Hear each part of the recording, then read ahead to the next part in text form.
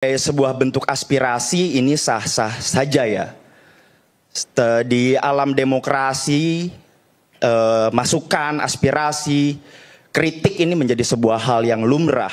Tapi ini kan bukan kritik, ini ancaman dalam tanda kutip ya, pemakzulan dan diseriuskan.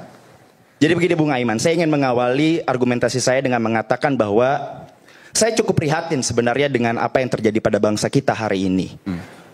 Negara sebesar Indonesia dengan 280 juta rakyat Indonesia di dalamnya seolah terus digiring untuk menonton dan menyaksikan polemik serta peristiwa-peristiwa politik yang bising dari segi narasi namun hening dalam segi substansinya.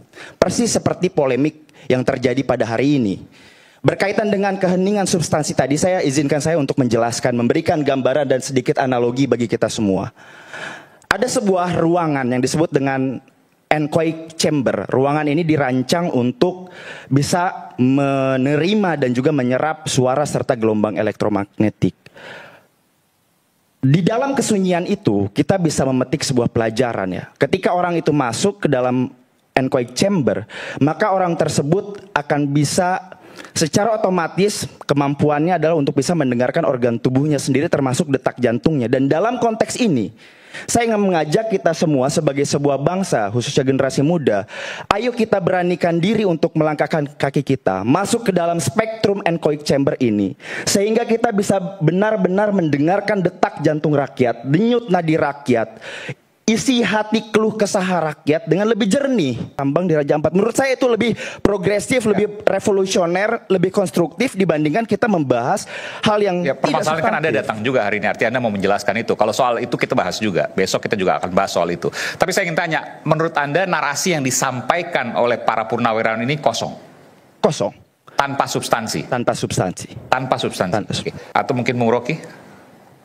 Oh Bung Rocky, oke.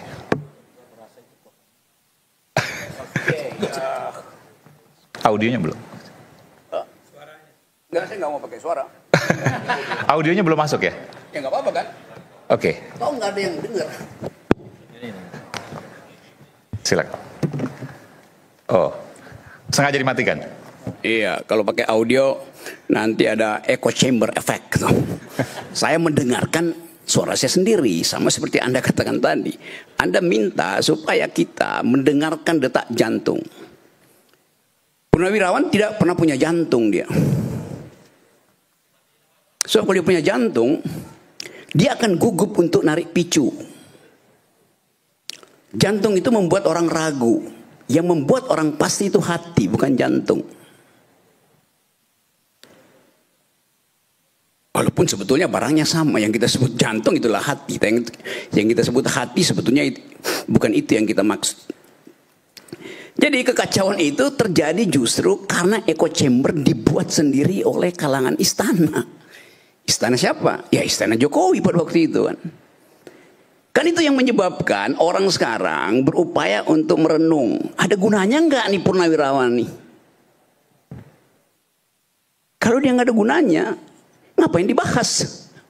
Tetapi kalau satu purnawirawan bicara dan 2 purnawirawan ikut, 3 purnawirawan ikut, lalu 4 BEM ikut, 4 BEM ikut, lalu 500 mama ikut, 500 mama ikut, lalu jadi berita di New York Times, itu artinya ada sesuatu di negeri ini. Mau dihentikan itu. Jadi Gibranmu adalah Gibranmu, bukan Gibranku. Nggak ada soal juga di situ. Tapi yang kita mau pastikan bukan pemaksulan Gibran, tapi menghentikan kedunguan yang diproduksi termasuk oleh Gibran. Kalau Gibran bukan wakil presiden, nggak mungkin istilah kedunguan itu saya terapkan pada beliau itu. Tetapi karena pejabat publik itu ada standarnya, maka kita terpaksa mesti terangkan itu. Pikiran purnawirawan mengintip soal kedunguan apa enggak? Ya mungkin tidak. Dia mengintip soal pelanggaran etik di Mahkamah Konstitusi. Dan pelanggaran etik itu adalah hoax. Nggak benar pelanggaran etik itu. Ya kan? Hoax kan? Ya. CC. Jimli Asidik. berarti Anda nggak baca pertimbangan Jimli Asidik sehingga mengeluarkan itu. Ya, tapi Jimli Asidik kemarin bicara bahwa tidak mungkin Gibran dimaksudkan akan diproteksi oleh presiden. Itu dua argumen yang berbeda. Dia melihat tidak mungkin karena akan diproteksi oleh presiden. Jadi dia mengetahui akan diproteksi, oleh karena itu dia batalkan pelanggaran etisnya tuh. Kalau diproteksi oleh presiden, dasarnya apa? Ya karena satu paket. Tidak juga. Karena itu kapasitas individu. Gibran punya kapasitas individu, Prabowo punya kapasitas individu. Yang lagi disorot kapasitas individu Gibran, itu Gibranmu itu. Kan begitu cara kita melihat soalnya kan. Ya tapi kan ini melanggar konstitusi. Apa yang melanggar konstitusi? Apakah persoalan kita persoalan hukum di sini? Bukan. Bukan persoalan legalitas, ini persoalan legitimasi. Karena itu kalau dia legalitas selesai dia. Karena legitimasi diulang-ulang sampai you bosan sendiri dengar suara lu sendiri kan.